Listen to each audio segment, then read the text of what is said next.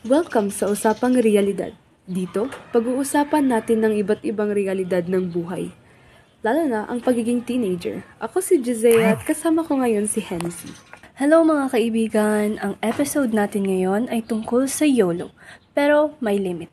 Pag-uusapan natin kung paano masulit ang pagiging bata nang hindi napapahamak o nagsisisi sa huli. Alam mo kasi, cool pakinggan ng YOLO. Hanggang sa grounded ka na, ubus na ang allowance mo, o may mas malaking problema kang haharapin. Kaya ang tanong, paano nga ba mag-YOLO nang may tamang diskarte? Tara, alamin natin. Simulan natin sa simpleng tanong. Ano nga ba ang ibig sabihin ng YOLO? Ito yung mindset na you only live once.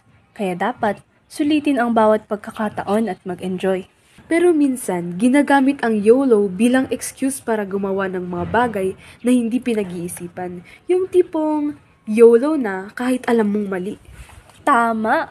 Halimbawa, imbes na magpahinga o mag-aral, inuna ang gimmick o bumili ng kung ano-anong bagay na hindi naman kailangan. YOLO dapat hindi lang sa saya, kundi sa tamang desisyon. Pwede namang mag-enjoy habang nagiging productive, gaya ng sumubok ng bagong hobby o sumali sa isang community project. Mas meaningful ang memories na yon, di ba? Ngayon naman, pag-usapan natin ng mga maling desisyon na kadalasang ginagawa sa pangalan ng YOLO. Ano sa tingin mo? Unang-una, peer pressure. Madalas, napipilitan tayong gawin ang isang bagay para lang makisabay sa barkada, kahit labag sa kalooban natin. True. Pangalawa, impulsive spending. Ilang beses ka nang bumili ng hindi mo naman kailangan kasi trending. Guilty ako dyan. At pangatlo, pagtakbo sa responsibilidad. Ang saya ng procrastination hanggang sa ma-deadline ka na at wala ka pang nagagawa. Kaya, dapat matutunan ang tunay na YOLO ay hindi pagsasabi ng oo sa lahat ng bagay. Piliin mo ang mga bagay na may halaga. Eto na, paano nga ba mag-YOLO ng may disiplina? Heto ang ilang mga tips. Una, maglagay ng limitasyon. Huwag kang matakot magsabi ng hindi kung alam mong mali o nakakasama sa'yo. Pangalawa, pag-isipan muna. Tanungin ang sarili, magiging masaya ba ako sa desisyon kong ito sa hinaharap?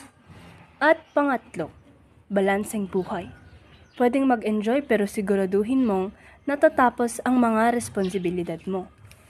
Tama. At syempre, subukan ng mga bagong bagay na may kabuluhan.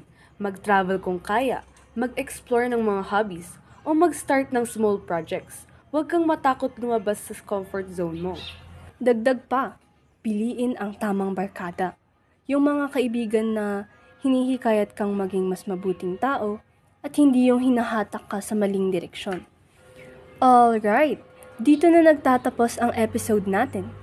Tandaan, ang YOLO ay hindi tungkol sa pagiging pabaya, kundi tungkol sa pamumuhay ng may layunin.